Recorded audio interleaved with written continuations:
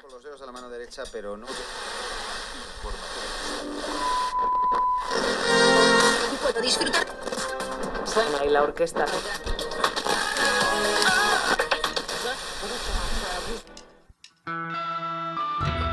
Greetings, everyone, and welcome back to another episode of the Dharma Junkie podcast.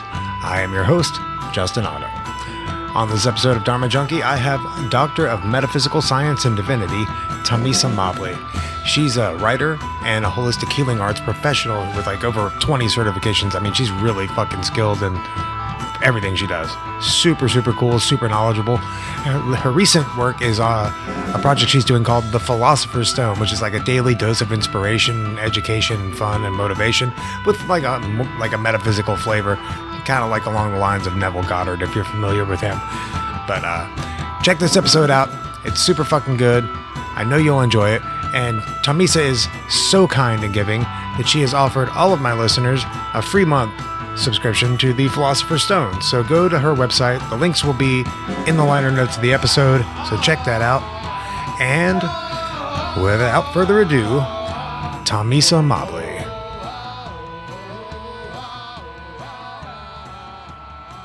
You might catch yourself sliding in and out of a hallucinatory state. Just relax and enjoy it. Just relax and enjoy it.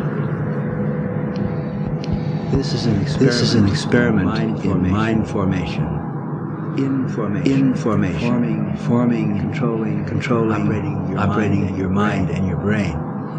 We're using digital techniques to overload, scramble, confuse, unfocus your mind.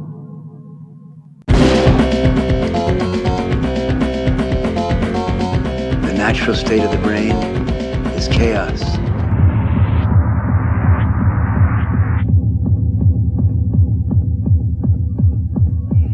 Chaos is beautiful.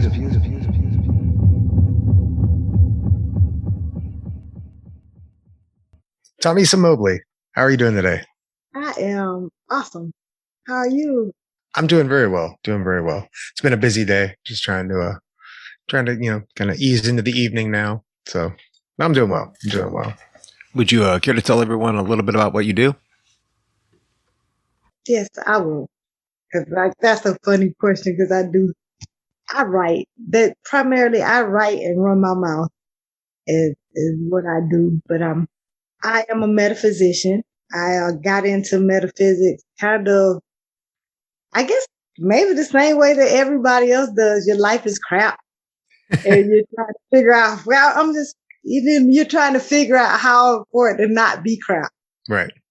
Everything that is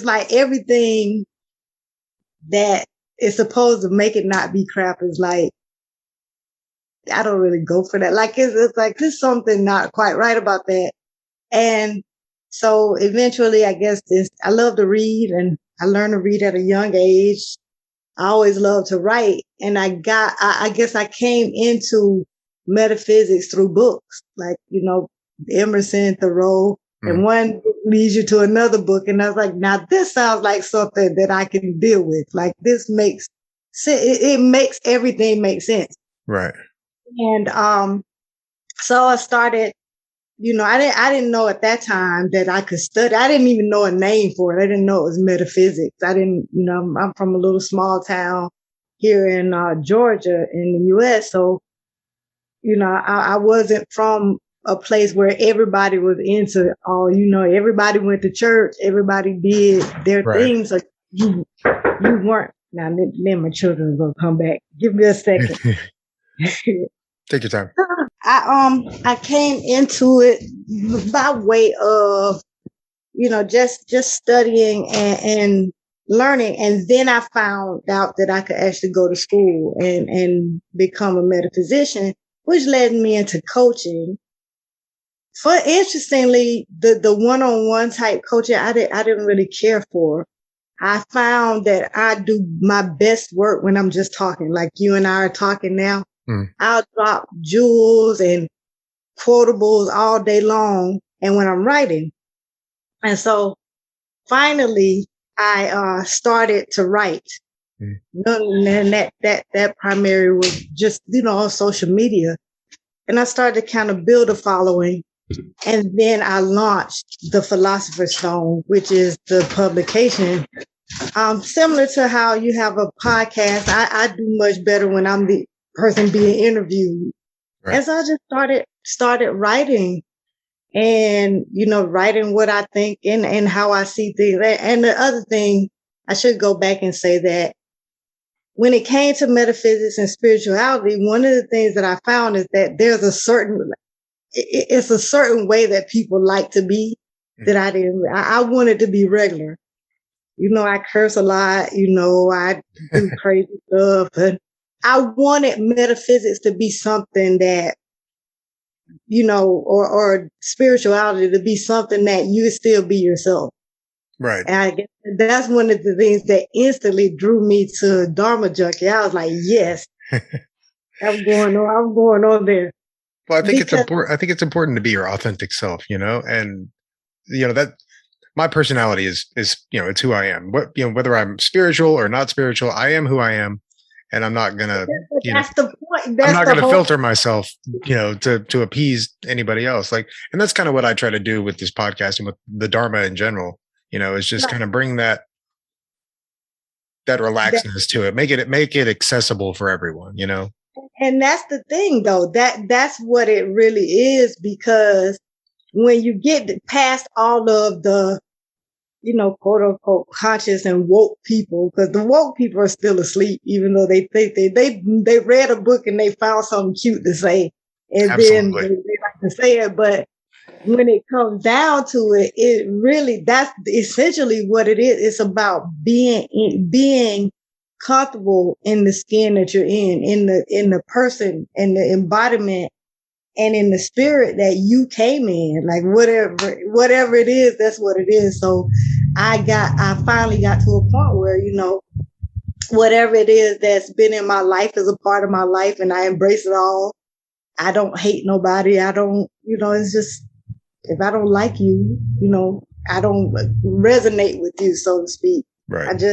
You don't exist to me, and I just keep going on about my life. And it's so much better that way.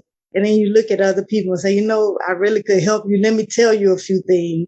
And I just started writing those few things because it turned into a lot of stuff, and I can't keep an audience in front of me that long. So read it when you get around to it. And that's kind of how the Philosopher's Stone came about. You call it the Philosopher's Stone, and I'm sure you're familiar with Carl Jung. Obviously, if you use Philosopher's Stone as the title for what you're doing. So yeah, and I read that you do you specialize in shadow work. So I moved over to shadow work because I felt like that was the place where a lot of people need, the business side of things, find a need and fill it. And it was the work that I had done with myself the most.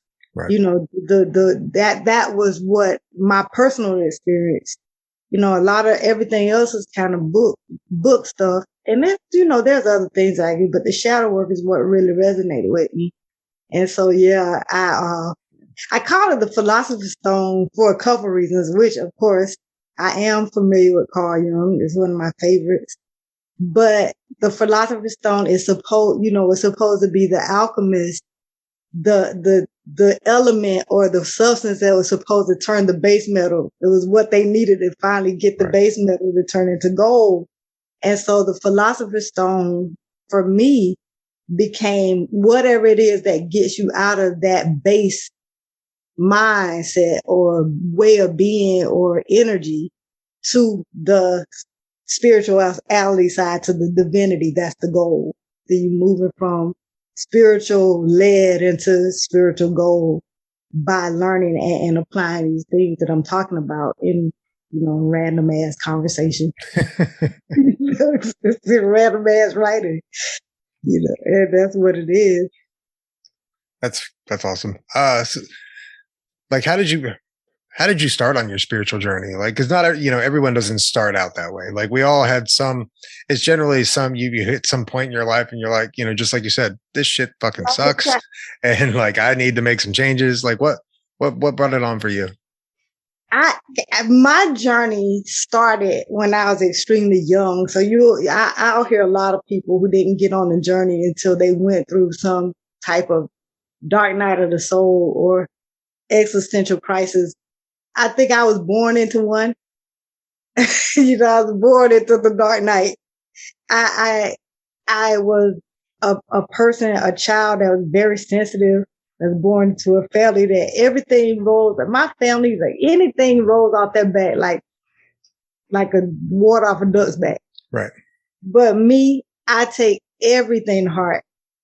Now, my parents divorced when I was really young. That affected me a lot. Mm. We moved, and even though we didn't move like out of the state or across the country, when we moved from this little small town to a bigger city, it was a culture shock for me. I was 8 years old. Mm. The kids were a lot more advanced streetwise than I was. I had to grow up real fast.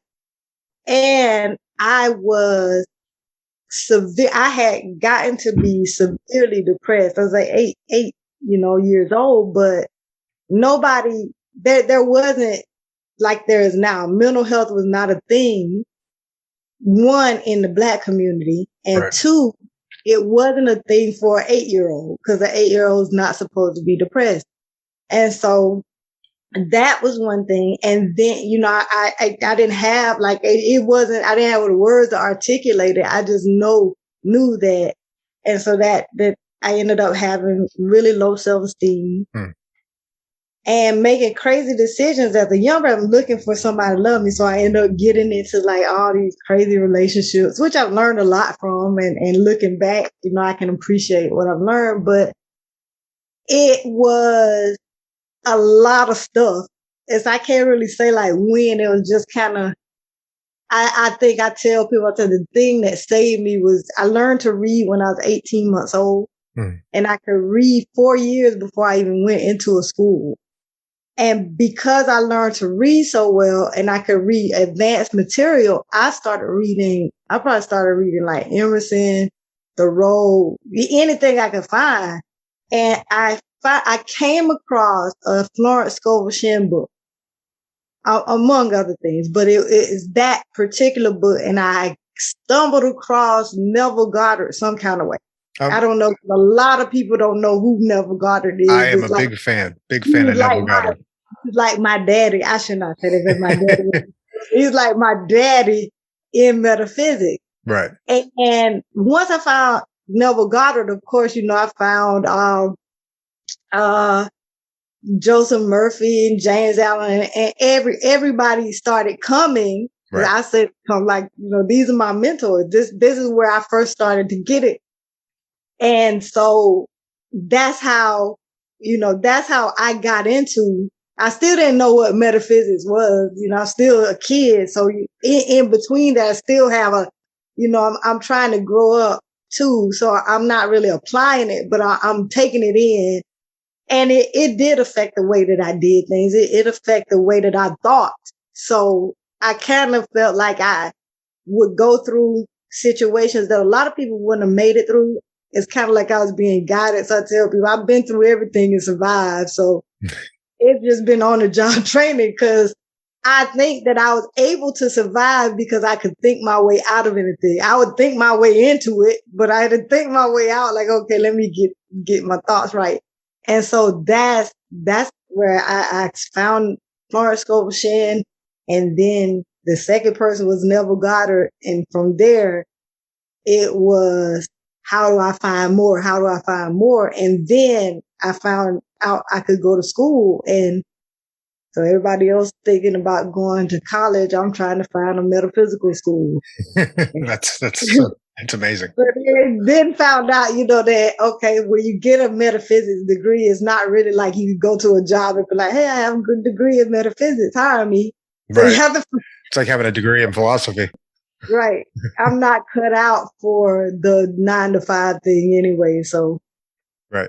I think most of my listeners probably aren't cut out for the 9-to-5 thing. If they're listening to this podcast, for sure, they're probably not wanting to do a 9-to-5 gig. I know I'm not. It's the funny thing about being into metaphysics and all of that. It's like really deep that, like what you really are is a rebel because you just everything is not going to sit with you. You be like, no, that's not how it works. No, you don't do it like this. No, that's all right. So you went to school for metaphysics. What school did you go to? I didn't, I'll be honest with you. I didn't even know there were schools for metaphysics. I mean, it's not really surprising to me, but I didn't have any idea. I started out going to the University of Metaphysics in Sedona. And there's another one that's the University of Metaphysical Sciences, which now I'm taking some classes there. And there are a few other ones that have popped up, but the one that's the one is Dr. Leon Masters over at the University of Metaphysics in Sedona, Arizona. And that's where, and now, they got Southwest Institute of Healing Arts, which essentially, they don't have a metaphysics degree, but they essentially teach metaphysical courses. And, well, metaphysics now is the whole, positive thinking movement. But before that, those are the schools. So now, you can actually go. And when you go, you'll actually start, and then you work your way all the way through. So when you start, you'll do the coursework, you'll get your bachelor's, you don't get out and go back. You'll just go right from that to the master's, and then you'll do your dissertation. And once you do that, you have a doctorate. And by the way, you become now an ordained minister, even if you don't want to be. So it just goes with it. So it is a question I wanted to ask you.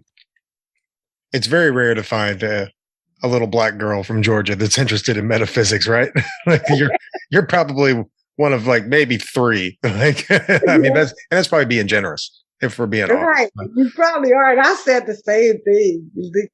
But then it gives me an edge because one of the big things we were talking about being real, and I didn't mean to cut you off because you didn't even finish your question. No, you're good. Being real. The thing about being a little black girl from Georgia that's into metaphysics is that I speak the language of a lot of people that the self-help books don't speak the language of. Right. Because nobody, they're running around trying to figure out how to get the black community out of this situation and out of that situation. And I'm like, man, we're not going to do nothing until we get to thinking right. And nobody's telling us that because nobody's saying it in the language that we speak. Like you can't just go up and be like, yeah, you need to meditate. You can't tell the dudes out there on the street that. Right. They know what you're talking about. They're not gonna listen to that. You have to be able to translate it for them in a way that they can understand. So I found a niche just, talking to regular people. Right. What I call the regular people, the people in my neighborhood and where I'm from. But you're right, though. So that's kind of leading to what I did want to ask is, do you focus on the black community? Like, is that you're, I mean, because, you are in this niche. And so, I mean, would you say that you're trying to reach out to the black community as far as educating them on metaphysics and just the teachings of Neville Goddard and the people we spoke of, because it is so important. This is important knowledge to have. And most people, whether they're black, white, or any other color, don't have any idea what metaphysics is at all. Not even a tiny, but they probably never even heard of it. No, they most people. That's what I think though, because that's an interesting question, because I think that just naturally I'm going to gravitate toward anything that will help my community and my people, because that's my family. Absolutely. On the other hand, I don't know if I say, I never had enough that tell you when you do a business to get you have a target market. Right. I could never figure out who my target market is. So what I've learned is that if I put it out there, the people that hear it, the people that it's for kind of come. Right. And a lot of them are African American or black. But a lot of people who come are just people who've had a hard life. Yeah. Which a large part of those are Black people. Right. I find that I don't really say like I'm just going out to teach the Black people, but in the back of my mind, I kind of know intuitively that I have to consider them, because when I give my message, I'm not going to leave them out, because they're not getting it from anywhere else. It's kind of, if that answers your question. Absolutely. That was the perfect answer, I think. Yeah, because that was something I was curious about, is whether you used your position as a Black woman to help, kind of do your part to uplift the Black community. And it seems like though you weren't necessarily, that wasn't your intention to begin with, maybe subconsciously it was. It probably was. And subconsciously it probably is, because I don't think you can not think about it. But then on the other hand, I'm the person who, I'm kind of the odd man out on a lot of things. So when it comes down to things like, say for instance, something like, handouts or welfare, I'm usually the person like, I don't trust that. Like, come on, let's do this for ourselves, because we can't, I'm that person. So, a lot of people don't agree with a lot of things I say, but then I'm looking like, even I had a funny thing happen, because I'm not political, but I made a post. And I think the post was the girl, Candace Owen. Okay. I don't agree with every word that comes out of nobody's mouth, but I can appreciate the fact she's a Black woman. She's has a position that's the opposite of everybody in her community. Mm-hmm. And she's strong. Like, I admire that. So I put that up one day, and somebody got on like, what I can't stand about y'all Republicans, because a lot of things I post, they think that I'm a Republican. I'm not a Republican or a Democrat. I'm just saying I don't give a shit when I see it. Right. Like, I can tell when something is not right, and I'm going to say it's not right, but you got to understand that you can't, for instance, you can't say that somebody is your enemy and then turn around and beg them for food. Like, you can't you got to either be your enemy or your benefactor. It can't be both. And so I'm that person. And so the metaphysics just kind of made me even more different. But at least I have a way to kind of bring it back around. Like, I'm not saying this because I don't love you. I'm trying to get you to understand that you have the power within you to fix your situation without having to depend on somebody that has traditionally oppressed you.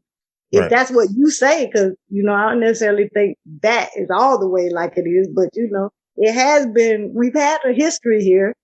Absolutely. And so, I have my opinions about a lot of different things. And then there's the metaphysics. It's kind of just like everything's in divine order. We'll work it out kind of, kind of thing. That's awesome. I also, in your bio that you sent me, since you have over 20 certifications in other additional holistic modalities. Here on the wall. I see that. That's very impressive. So could you, what other certifications do you have?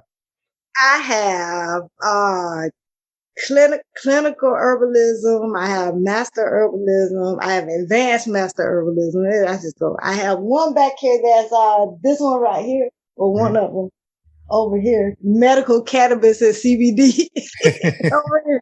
Matter of fact, I got it on 420. Like, I received it on 420. That's fun.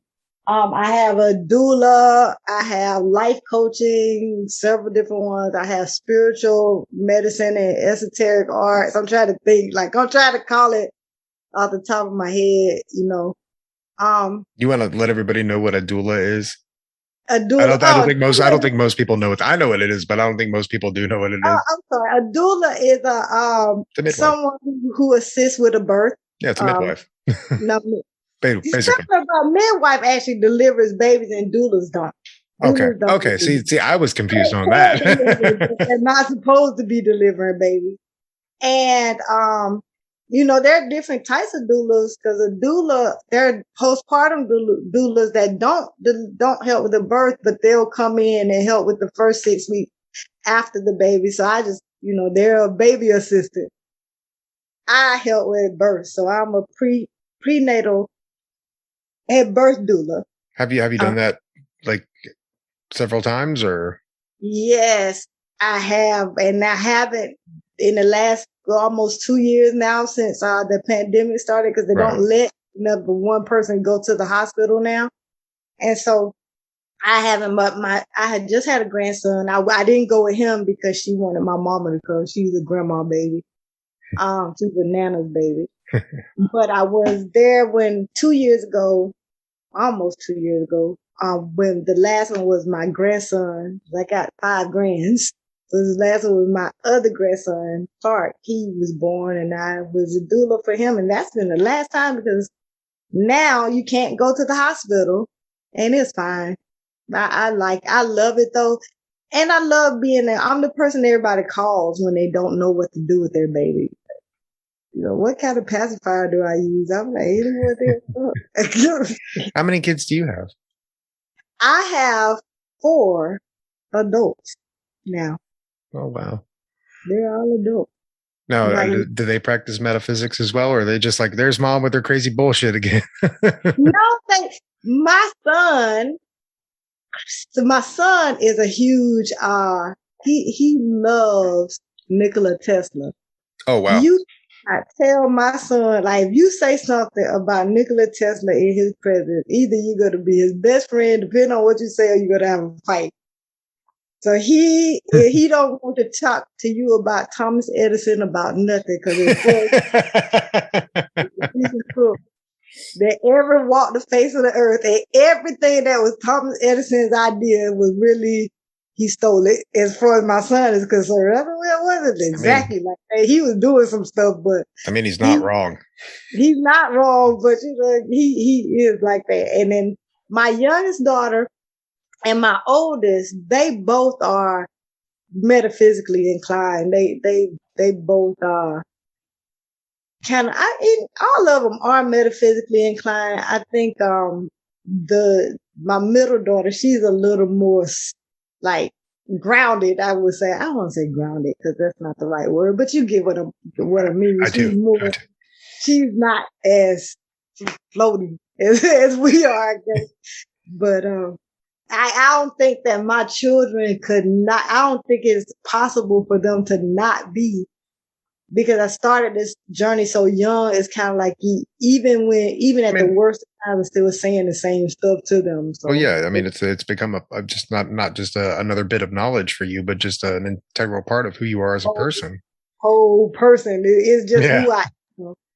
And that's what makes it difficult at first when people ask me, what do you do? What does a metaphysician do? I'm kind of like, well, here's what I do, because my whole life, everything is metaphysics. It's kind of like, it's a lifestyle. It's not really something that you just do. It's kind of just how, it's the way of being.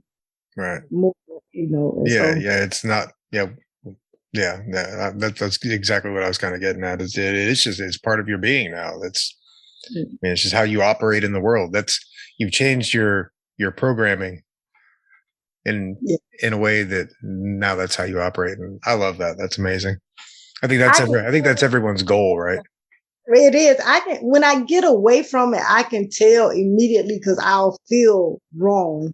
Like I just don't feel right, even in different environments or anything. But if I went through a period where I was doing like a network marketing company, and we were dealing with money, like crypto and things. And I loved it. I was good at it. The thing about it is every conversation all around is money, money, money, money. And it was just running me down. Like, I can't just sit here and talk about money like that. Like, it has to be something like money is a tool. I can't chase after that when I know what the truth is. And that's kind of how, as an example. Right. Yeah. Money. Yeah. I mean, it's a means to a way, but it's, it's money.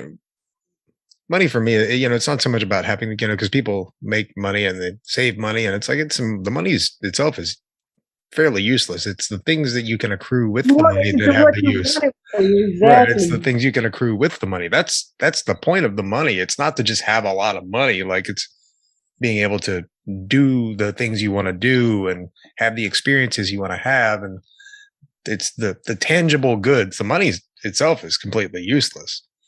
Right. And being a metaphysician and into metaphysics, into, spiritual law, what you learn after a while is that you can bypass the money. Like, why do I need to get the money? I can just go straight to open the way for this thing, open the way for this bill to get paid, open the way for me to get this. I was just speaking to someone not too long ago, and I said, man, I can't stand this laptop because it has no storage. I didn't know that the laptop didn't have storage. And a few days after that, they had been here from out of town, and they sent me a 250 gig extended storage. Well, that solved the problem. So I didn't need to buy it.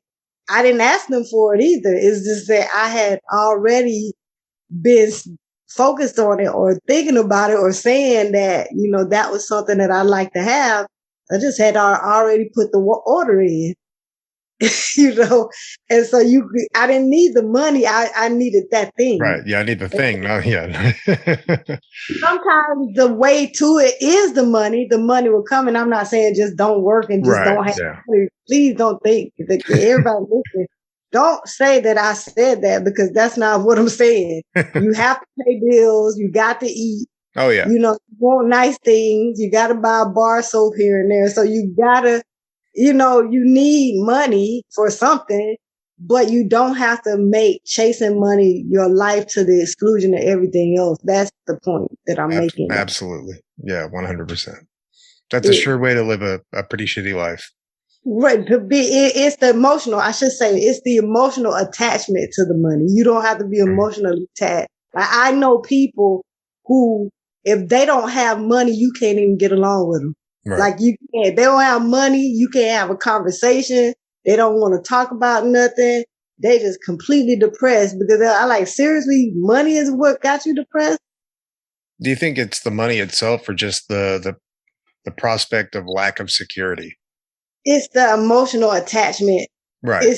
Because of the security that's involved with having money. Because if you don't have money, then you start getting insecure about, I'm not going to be able to pay my bills. How am I going to eat?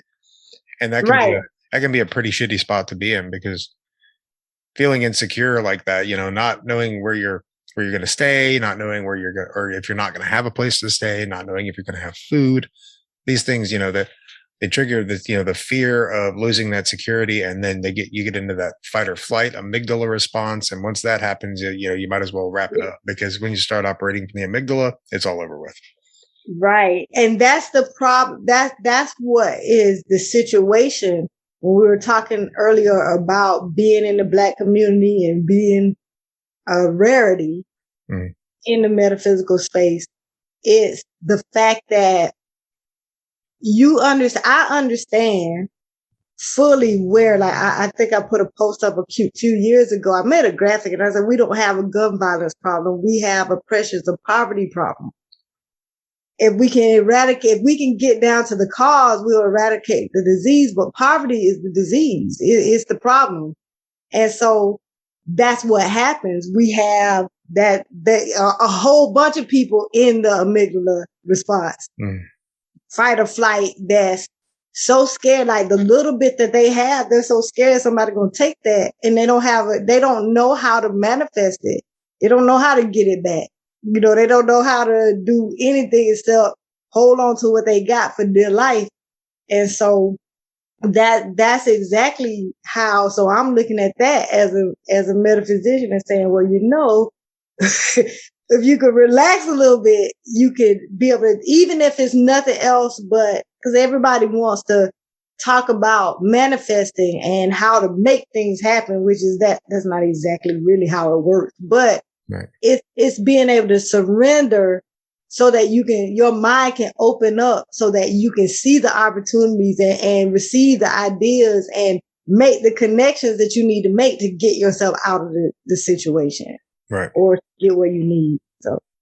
Yeah. And I think a big part of that is just slowing down, because people get so caught up in the 9 to 5 and, just the rat race of life, the way that it's been designed for us in Western society, that they don't take the time to, for lack of a better term, stop and smell the roses. And if you get so caught up in the 9 to 5 and you're so worried about money all the time that you kind of detach a little bit, you separate, the body and the mind. And then, because of that, you're not going to, just like you said, you're not going to notice these things around you. You're not going to notice opportunities when they come because you're so caught up in thoughts of the next thing and, attaining the next goal. And, oh, I've got to do this and I've got to do this. And it's like, you don't have to do it. You get to do it. Like that's the thing is you get to do it. Mm-hmm.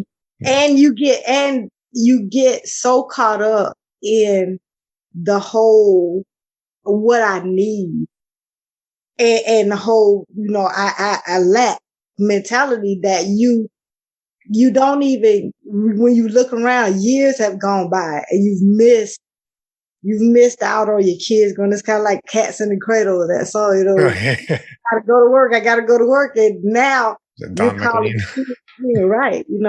And so the thing is, you're so afraid that you can't let go. You can't relax. You can't surrender because you feel like it's a war. You got to be forever vigilant. Right. You remember like the show, the movies with the war, you have the soldiers sleeping back to back because they can't even lay down because they got to be ready to jump up and fight. And that's exactly how we live without really understanding that there's a whole other way to be.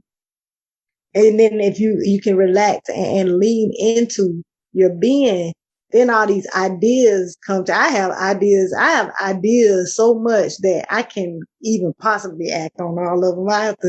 I write them down in case somebody else might need it. You might need this idea.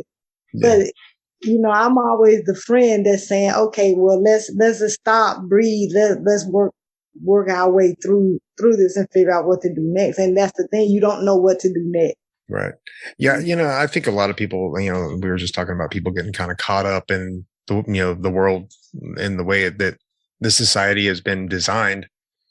We're taught that, you have to do this 9 to 5 thing and, we're never showed another way. And there's so many different ways to go about living your life like this. The 9 to 5, the corporate life is just not the only structure that there is. You can create your own structure. And I think, but when people are in that desperate need for security that they get into and, in that fight or flight that they start, they really plan ahead. They're like, they got to save money. And it's what, I think they're called a conscientious type. You have conscientious people and then you have creative people, and then creative people will risk it all for an idea. And if it works, it works. And if it doesn't, it doesn't. And the conscientious people they just generally don't take risks. They're very, very safe. The gooey people don't, they don't work, and the prickly people don't never stop working. Right. So the gooey people are always, I think we kind of are a little bit of both though. I think we're a little bit conscientious and I'm a little bit driven. I'm a Capricorn. Okay. Solar Capricorn. Yeah. So it's like I'm only gonna be, but I'm a lunar Cancer. Isn't that crazy? Like I'm like totally walking contradiction. Right. Yeah. I'm a Cancer and my girlfriend is a Capricorn and we are quite different. Yeah. And I'm a little bit of both. And I think that's what happens. I think people, they don't just get caught up in the fear of not having. They get caught up in the fear of what it means if they haven't arrived according to what somebody else has set as a standard. Right. So, I was looking online. I saw somebody had posted like this big giant house and they say, that's their dream house. Mm. And I got to thinking then I said, I'm really kind of like a rustic cabin in the woods. As long as I got internet, I'm fine. Right. Exactly. I need like acres between me and my next neighbor and a bunch of space where my grandkids can be as loud as they want to be and I could throw parties and do whatever I want to do in my own space. Mm-hmm. And I said, I think that I'm really more of a dream home type of person rather than a dream house type of person. And the point that I was making is that who told you that that big house was a dream house? Because if it's just, I mean, I don't need 10 bedrooms. There's nobody but me. But I'm asleep. I can't sleep in all of them. Right. So a dream home is wherever you feel comfortable and at peace.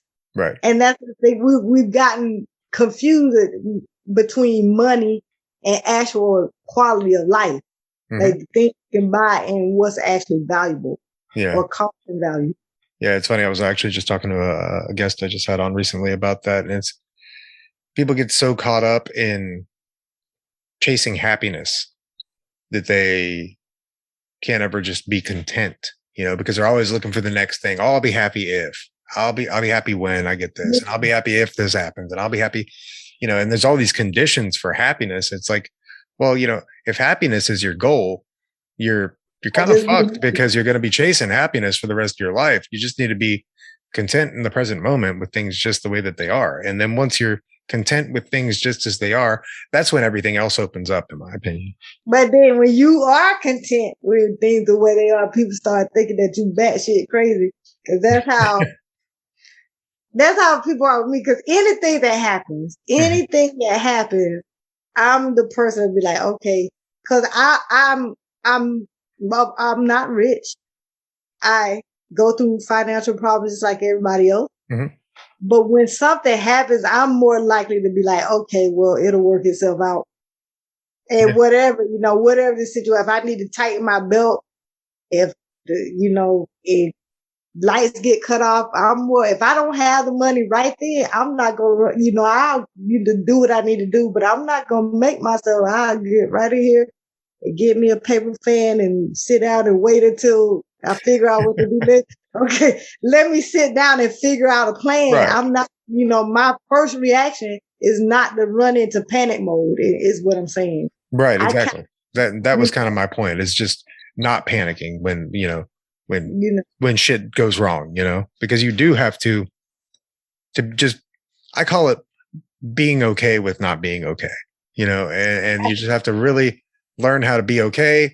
Even when shit is just falling apart and it seems like it's the end of the world, that's the time when you definitely need to be like, okay, just got to take a step back and go, you know what? Things are going to be all right. I have survived 100%. I have survived 100% of my bad fucking days thus far. And I'm going to survive this one too. Exactly. And you don't know where you're going. Like, you don't know how many times have you ever had something bad happen? And then because the bad thing happened and put you in a certain place or something good and, changing the direction you was going in, you was like, you know what? If that hadn't happened, it's what they call a blessing in disguise. Hey, sometimes God show up in a ski mask. That's true. Absolutely.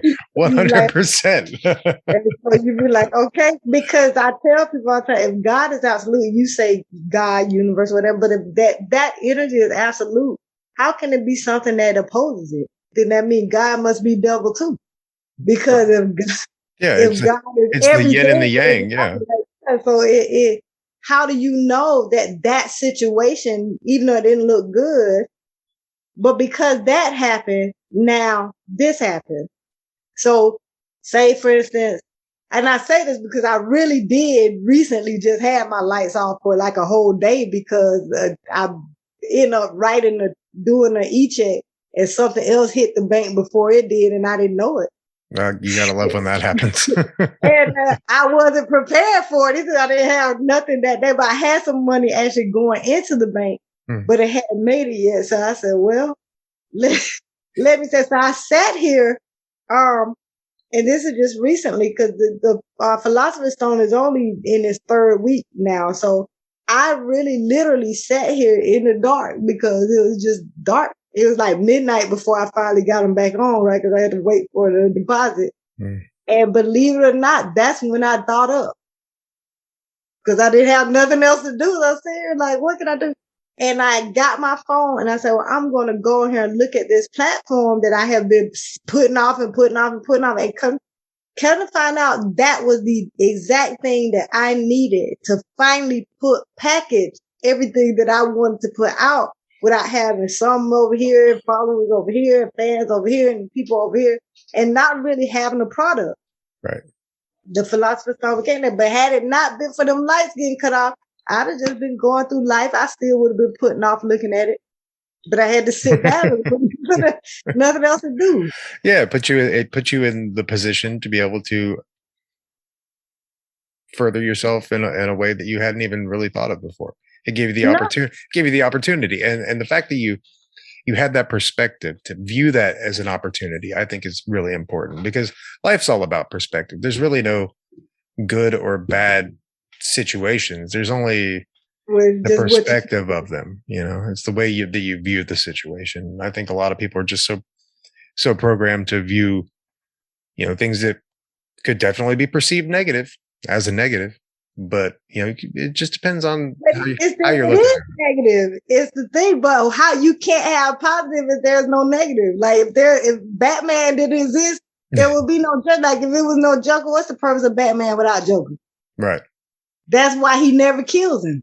Yeah, he can't exist without him. Yeah. A long time ago, he probably would go over there and break him out of Arkham if he get bored enough. He gonna break out anyway. So why would I keep putting you back in the same facility that you gonna break out? You done broke out 1,000 times. We put you back because we love to play this game. Right. So for me, I figure the universe was like, you know what? I really been trying to send you over here to this platform, but you're not gonna go. So how about I just turn your lights off and then you have to sit down and do it. So I said, okay, I got to look at it now because obviously you got my attention now, And so what are you trying to say? And that's it. Everything that happens, I always immediately start to look for, okay, what is this trying to tell me? What am I trying to tell myself? Because obviously I created the situation by bouncing this check. Right. That's the other thing. Everything is your creation. So why did you create that? Why did I create it? Yeah. Yeah. That's the thing. Yeah. You want to, I tell people all this, like, you want to figure out what your problem is, go look in the mirror. That's where 100% of the bad shit that's happening to you, that's why it's happening, is that thing and staring back at you.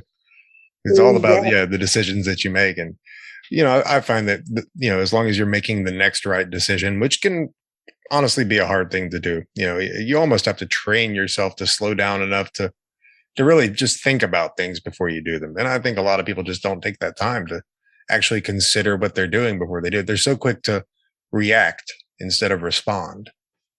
Absolutely. And that's the thing. You made a great point, because I tell people, you go to the doctor or you go into the hospital, say you get sick or you have family member that's sick. When they come out to the waiting room and tells your family that they are responding to the medication, that's one thing. Yeah, that's a good thing. If they have a reaction, that's a whole other thing. So you don't want to be having reactions, because if you react to something, you are resisting it. And if you're responding, then you're in alignment. So you just want to be responding so that you're thinking. React, it don't take no brain to react. You can be a total idiot. Look around you. Like, yeah, for sure. I see it all the time. I think we all see that daily.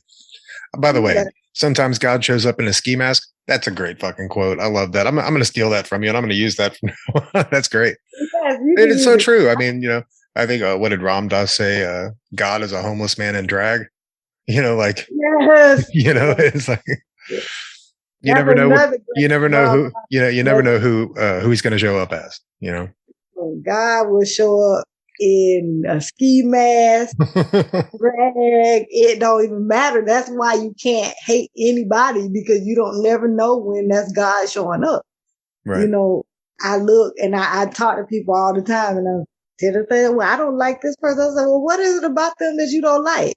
I don't know. It's probably something that they've got going on with themselves. Generally, I've found. So that's the part of you that you don't like, because I guarantee you, if you're reflecting it, mm-hmm. if it's in the mirror, if the mirror is showing it to you, then it's definitely. So I tell you what, when you go, you can't reach into the mirror and change a reflection. You have to change the thing that's being reflected. So, if your life is shitty, yes, and it is 100% your perspective, because what someone else calls a terrible life, you know, someone else. I don't think it's a great life to have so much stuff that I can never rest, to have to pay for so many things that I never get a chance to sit down and be with my friends or spend time with my grandchildren or things like that. So there's a lot. I believe in a minimalist life.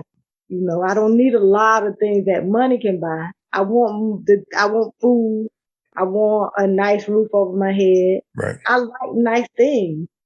I'm not big on like hoarding up a bunch of money.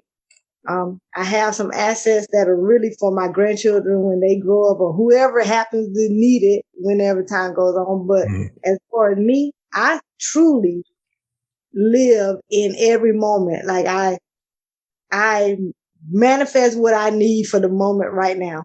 And if I don't have it right now, then that means I'm not supposed to be doing that. For sure. Yeah. I'm very much the same way. I'm very minimalist. Like I don't need a lot to be content. You know what I mean? I just don't. And I too, if it was up to me, I would definitely have a house out in the country, far removed, but I've got to have internet too. And that's the only thing that prevented me from not living in the country recently is a lack of a good internet provider out there.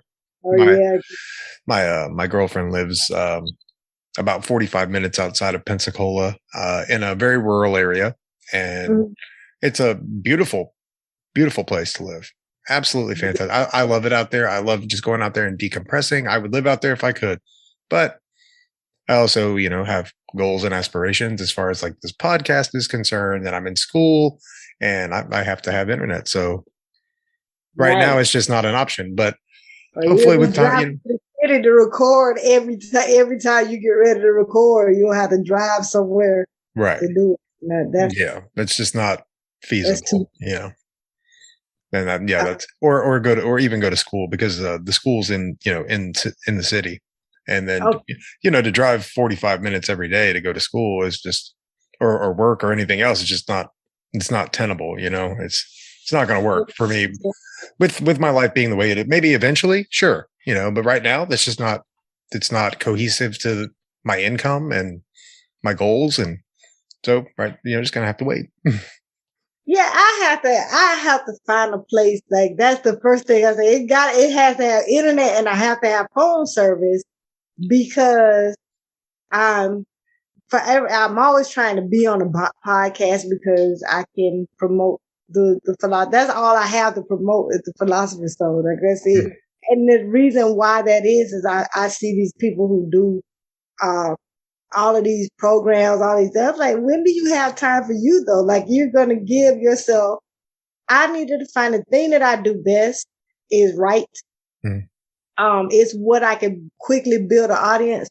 And I don't care for like the whole appointment thing. If you message me or call me and I can talk to you, I will answer. Just pay me the $8 a month for my Philosopher Stone, and I am. That sounds like a pretty good deal. If I'm awake, I just want to build relationships. So if I'm awake and you feel like you need to talk, just text me or message me and I'll talk to you. I don't need an appointment. I just, sometimes I'm messaging like 4 people at the same time, and I'll send a message supposed to be for someone else. Thank goodness, like I'm, not telling people business, but it's just like, hey, my bad, because now what would normally be clients, these are my friends. And to an extent, they're not like I'm telling them my deep, dark secrets, but I think that people lack love. Oh, absolutely. Connection, just connection with other people. I think is one of the biggest things that we lack in our society today. And it's been made even worse with this pandemic. Right. And that's what I was about to say, especially. And I try to figure out how could I make just loving people into a business? Like, how could I make that into a business? And it became the thing that I do best is I'm a wordsmith. I write words better than anything. I speak them well because I write well. But my writing is my first love, and I needed something that I could do It wasn't going to take a lot of time or cost me a lot of money because I can't just create a whole big entertainment industry. I have. Right. And I'm good with my phone. I don't really know how to do video and podcasting. It didn't really resonate with me. I'm good when I can talk to you. Right. I'm probably bad if I have to try to figure out the questions to ask people. I'm good at answering the questions. It's been a learning experience for me. Trust me, I had no idea how to put a podcast together when I started this thing. I was like, I'm just winging it. I don't even know what I'm doing. Oh, yeah. See, that's why I went to what I know. And I said, now I have the structures. I have the leisure now if I want to learn how to edit video, if I want to learn. And as I grow, I can add those things on. But I really wanted something that would make me available and accessible. I don't want to be, and not to say Tony Robbins is bad. I love Tony Robbins, so I'm not saying he's bad. I don't want to be so big that you got to go through 500 assistants before you can get to me, and you probably won't. I don't want to be so big that you got to pay $5,000 to listen to me say what I'm going to say to you for free. Like, I'm saying this for free anyway. That was my biggest problem when I first started out. How, I'll have a conversation with you and charge you for it and go right out the door of the street, stand in a McDonald's line and have another conversation with someone else and they mention a problem. I'll do the same thing, but I charge you for it and didn't charge them. So how can I make it? Listen, I have a email newsletter. I call it a publication because I don't like the word newsletter for some reason, but it really is just me telling you what I think and what I see. And some of this stuff may help you, and you can come on and comment and you can send me a message and all those things. Just pay me the $8 a month or the $80 a year or the $60, whatever, whatever it is, just pay me that. And I'm just a regular person, and that is important to me. And a lot of coaches and things I had tried to cull that out of me, try to cut it out. It is not going anywhere. I'm just not the person. I'm much more I'm more loved than I am business. And so I realize I want to make, I don't need to be a multi-millionaire doing this. I just want to be able to pay my bills. Right. Exactly. Exactly. Yeah. Eat. But I want to be able to go outside like a normal person, and I want to be able to connect with people like a normal person. I don't have any aspirations at all of being so big that I need security to walk outside. Like things like that. Same. Like I would love to be able to grow this podcast to the point where like this is what I'm doing for a living, and I'm making enough to pay my bills and live comfortably, not out of my means, obviously, but. If I could make what I'm making, at a normal, not 9-to-5 job, just doing what I love to do, which is, have interesting conversations with amazing people such as yourself, then why wouldn't I pursue that? And, I am working a job right now and I am going to school and I'm still doing the podcast, but eventually, hopefully I will be able to do this for a living. And like I said, I'm not trying to be fucking Joe Rogan or anybody else that makes billions and millions of dollars doing it. I just want to be able to pay my fucking bills and have time for myself, like I don't want to have to work a job that I may or may not like and kill myself to support myself. Absolutely. And that's the thing. That's exactly what I had been like. It had been a hang up for me for a long time. I could not figure people coming, you have great, you say great stuff. We need to put you on this stage. You need to get in front of the right people. And I was like, instead I thought, I don't want to be a millionaire. If you gave me $1 million, I'd take it. I'm not a fool. You people say that, and that's one of the biggest things about being in metaphysics. And I know this is going off on a tangent, but I have to say this. I'll go for it. A lot of people think that money is not, you can't be spiritual and have money. Yes, you can, because spirituality and money go hand in hand. Don't let anybody tell you different. However, there is a difference between understanding that money is something that you can use to live whatever kind of lifestyle you want to use. Like if I had a bunch of money, The biggest thing is it'll allow me to be able to give. Like I can give more the more I have. Yeah. But I don't need a lot. If I was a millionaire, I'd still be driving a Chevy because guess what? I don't think nothing else runs like a Chevy. I still have some old dog, and I will not all of a sudden just get like a teacup poodle. I still have probably a pit or some kind of big right. country dog because country girl. Yeah, the money's not going to change you as a person. You're still good. And I'm the same way. Like if I had $1 million in the bank, I'd still be living in my 1-bedroom, 1-bath apartment, doing my podcast and just being myself. But I'd have a little bit of the security thing we were talking about. But yeah, I get that security, but they'll have to be like way down by the gate somewhere. Like, don't be up here for my house. And No. I meant like financial security. And you have to have some security, but I don't want to you got to walk outside with security. And I do enjoy the fact that a lot of people, I call a lot of people, enjoy what I put out there. Like, right. I get fulfillment when people come back and say, oh, you wrote this and I needed that today. Yeah. That happens quite often. I don't have a huge following, I'm not like 50,000 people, but 5 or 6 people come to you in one day saying, I read what you wrote. That's something to be proud of. Yeah, that's awesome. That's amazing. And it lets me know that I'm actually putting something of value out into the marketplace. But I purposely, somebody told me you could have charged more than $8. I said, listen, 8 is my life path number. Mm-hmm. It is more than $5 and it's less than 10. Yep. And I truly, I've been in situations, and that maybe you have too, and maybe some of you guys are listening. If you ever been in a situation where you wanted to get into a program or go to a school or take a coaching or a training, and you listen to the whole thing, and then you get down to it, and it's like $1,900 or $2,000, you're like, I don't have that. And then you talk on the phone with them and they're like, hey, do you have someone you can borrow it from? No.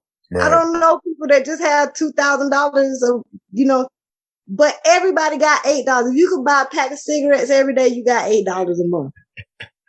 Absolutely. And not to say it's something wrong. Well, it is something wrong with cigarettes, but I'm not judging you because of the cigarettes because I used to smoke them, but. Me too. Used to. I still vape, obviously, but I used to smoke them, so I put the cigarettes down at least. If you can afford a pack of cigarettes, you can afford this, and I purposely will always keep it like that because I never want to turn nobody away from some information or knowledge that they need that can help them. That will. Because they don't have the money. So you want to help them get to that point where they can afford the $8. Right. So they exactly it'll be the bridge. So let me help you you give them the $8 so I can help you get to the people that have the programs that you want to get to. So absolutely.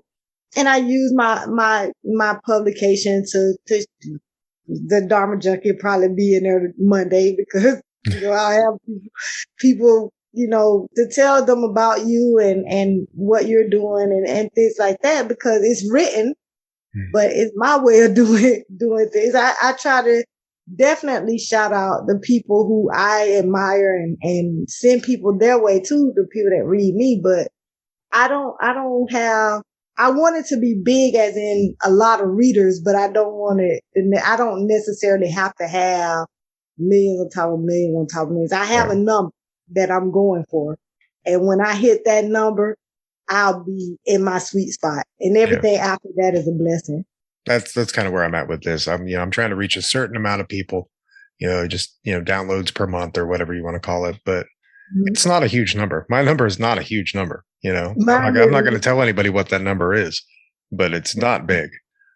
For me to be content with it, it's not very, very large. Now, I would like it to be more than it is right now. But, that's the thing that will come with time. It does. How long have you been out interviewing you? How long have you been doing it? I started it in May of last year. And then I took about 9 months off for, I had some personal issues and I had to take some time off. I actually just started it back up last week. Yeah, I caught that episode. Yeah. Oh, the Anthony Tyler. Anthony Tyler. Well, I actually listened to like 4 episodes, but I didn't listen to none of the whole one. Right. Like I listened to it, I said, oh, that's interesting. Then I was like, what else he got to jump on that? And I think I listened like 4 because I think Anthony is like 33. So Yeah, I listened to episode 33. like the 3 after that to Mhm. the 2 young ladies. I can't remember their name. I remember Anthony Tyler because my new grandbaby's name is I believe Anthony. it was Kat Kim and Kat Kim. I listened to hers. and Maggie Dong. Yeah, and I listened to hers, and then I didn't listen to it anymore after that. But I only listened to like the first few minutes of each one of them. I was jumping from one to the other, but I wanted to listen to enough to know whether I wanted. That's another thing. I don't jump on everybody's. Yes, I want to be somebody that I want to talk to. It was something that you said though. And I was like, yeah, I am definitely going on here. You see, you have this matter of fact way of being about, like, you kind of just like, yeah. So this is this, and this is this, and this is how it is. So if you don't like it, then you just, and I was like, yeah. Well, like we were talking about earlier, I think it's important to be authentic. I think authenticity is the most important thing, because if you're putting on a show and you're faking it, people can see right through that shit. Right. And I know I can. People who are intuitive or metaphysically inclined, we will run away from that shit like the plague. Like that shit is worse than coronavirus. And I think that's such a prevalent thing, especially in the metaphysical and the spiritual realm. There's a lot of fraudulent people out there. Yeah, and I look at it. As a matter of fact, I had a situation a couple of weeks ago where somebody kind of accused me of not knowing my stuff, and I was mad about it. I was mad. Now that took me out of my character, because I was mad about that for some weeks. I had to really like talk to myself about that, because what happened? It was the same day that I just told you that the lights had got cut off. So I got the message in the morning, and I was at their house, so I got the message on my phone. So then they started asking me all these questions. Like what? And it's hard to explain. If you don't know nothing about metaphysics, it's hard for me to try to put that in a nutshell for you. I kind of just have to breathe. Right. I just try to think of how to give it to you in a way that you can understand. But at the same time, you keep firing messages to me. Then you're saying stuff like, well, I just be trying to see if people really know what they talk about, because me, I don't try to talk about. I was going to say, hold up. First of all, let me figure out how to get my life. Let's figure out what I'm doing. Because now it would have been, if I was not at home at that time, but I still had my daughter here. And she had, at the time, that my grandbaby was a couple days old. So now I'm trying to make sure I get her so she can go over to like my sisters or wherever she need to go until I can figure out what to do from there. But you fired questions at me. And then I think they posted something like, well, you have to test these people out. I said, well, firing questions at people is not the way to test them, because depending on what's going on in their inner world at that moment, some people just don't do well. Nobody likes to be interviewed, not like on the podcast, but nobody wants to go to a job interview. Nobody wants to be interrogated. I think that's exactly. That's nobody wants to be interrogated, and nobody wants to feel attacked. So if you make me feel like you're attacking me and questioning me, of course I'm going to snap back on you, because I'm a metaphysician, but I'm also a human. Trust me and believe when I tell you. Like, I will, like, big candles and incense could turn into some Newports and 8-Ball in a minute. Like, I don't drink, but you get the point. Like, I could go from Tommesa's going to show up in a ski mask. Right. I could go from, like, don't make me be that person. Stone crazy bitch in a minute. Like, you didn't understand. Please don't do that. Like, you gotta understand, I'm still a human being. Yeah, and so absolutely. I am, and that's the thing, you embrace all of that, because the idea, even with the shadow work, a lot of people, and that's where I think where a lot of this fraud really comes up and is damaging, because you cannot get rid of the shadow. No. The shadow part, you created that for a reason. You can't cut that out of you. Yeah. The idea is to integrate it. So you have people be like, yeah, you need to deal with the shadow and get rid. You can't get rid of it. It's part of you. Like, how you gonna cut what? The shadow is going to follow you forever. It's going to be with you forever. You created it to protect yourself. So now you have to give the shadow a new job. Right. Now that you don't need it for that, you have to give it a new job. Yeah, for sure. Yeah, the shadow is very similar in Buddhist context. There's a story about when the Buddha was trying to reach enlightenment and he was sitting under the Bodhi tree. He was approached by Mara, and Mara is like this kind of a demon figure, and he was basically there to stop the Buddha from becoming enlightened, and he threw all these different things at him, and it's basically what amounts to in Buddhism what they call the 5 hindrances, which are the 5 hindrances to awakening. So it's craving, aversion, lethargy, restlessness, and doubt. And that's how Mara shows up. And that's all part of the shadow, but these things are installed. Like, you said you created this thing as a protector, and Mara is though, he's referred to as like a demon in Buddhist texts. It's really like a protector thing that was put in place to protect you, because when you're young, you develop all these habits to protect yourself, from whatever. You don't have a lot of protection, like not in the inner world. You don't have a lot of protection. So you have to create something. Right, exactly. But as you get older and, you become more adept at handling things, you lose the need for that protector. You know what I mean? You don't need Mara anymore to protect you from the world. Like I'm an adult now. I don't need you anymore. So that's where that, I think that integration of the shadow really comes in. Right. And then you have to give it, you still have you can't go around throwing a tantrum. Yeah. Although there are adults that do. I still do. Not all the time, but I mean, I have my moments, I was going to say, I know some men. I was going to say that really. I know some men that will, because, but. It just depends, depends on what I got going on. But yeah, I still have my days. You can't go around you can't go around just, you can. I shouldn't say you can't because you can. But you don't really want to because it doesn't make you feel good and it doesn't make the people around you feel good. Right. And you have to function in society. And while we all can throw some tantrums, I just told you, I could go I tell everybody, I keep a savage, I say there's a savage in me. I keep it. Mm-hmm. And I keep it because I might need it. Yep. I might need it one day so I can slip back into it real quick to protect myself. But it's not the way. It's not the way that I normally operate. And so until I need it, I have to give it something to do with itself. It is, in my mind or, in the world of creation to give you something to do so that it doesn't come up every time things go wrong. Right. Every time things don't go your way. So you sitting up there you're going to feel like a stone failure if every time you turn around, you trying to get rid of the shadow and think that you're never going to deal with the not pretty parts of life because it's a lot of life that's just not pretty. It's not. Like about half of it. About half of life is but I think integrating the shadow is 100% about learning to celebrate the ugly parts of life. Right. In addition, because they all make you. Yeah, 100%. So where can people find the Philosopher's Stone? The Philosopher's Stone is at Tommesa Speaks. So it's TOMMESA speak .substack.com. Okay.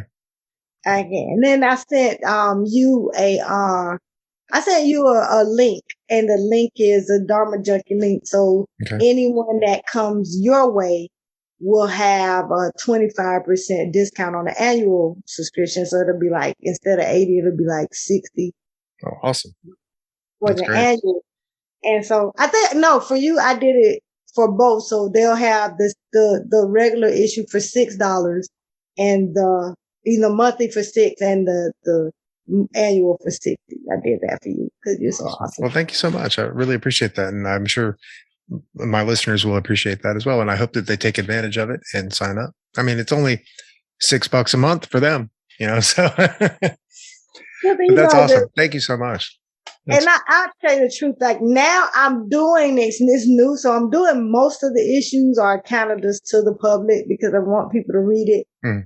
If it does well and people start to support it, I may just go full donation and just have donations, but I got to have some income because right. Yeah. I actually I don't do anything else. So, well, that gives you plenty of time to work on it then. Yeah. And really put the thought into it. I want to keep being able to work on it because it feels so good to be able to just pour into something I love. And so I'm 100% with you when you said that's your goal, to be able to reach the listeners that you want to reach and the downloads that you want so that you could do this full time. That's an awesome feeling. Yeah. And I want to be able to keep doing that.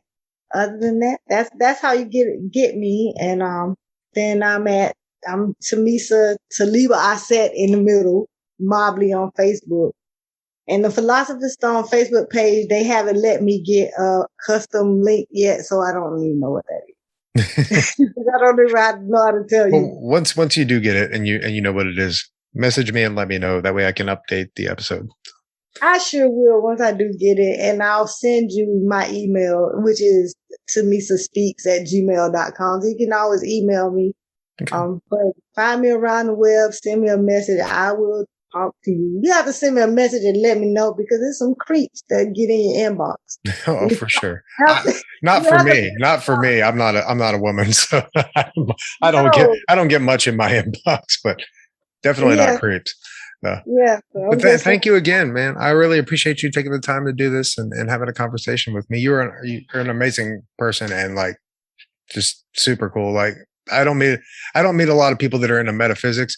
And like I said before, I especially don't meet a lot of Black women that are into metaphysics. So this has been a super interesting conversation and I've absolutely enjoyed it thoroughly.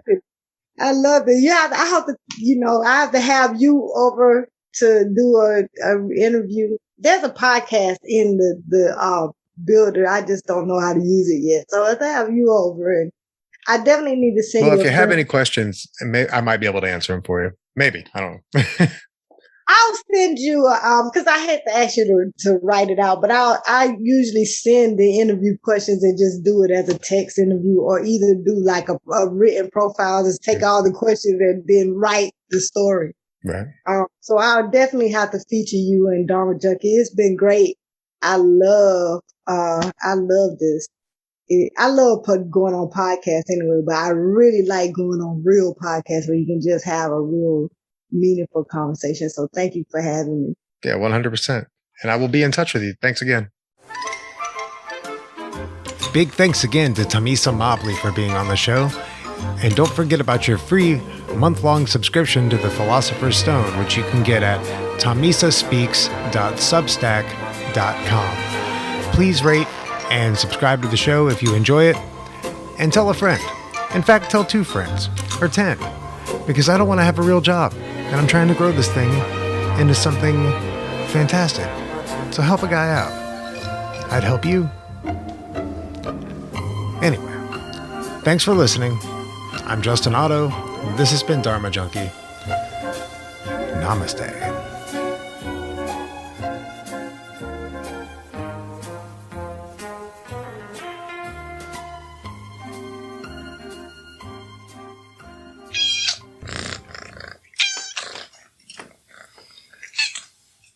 There you go. You earned it.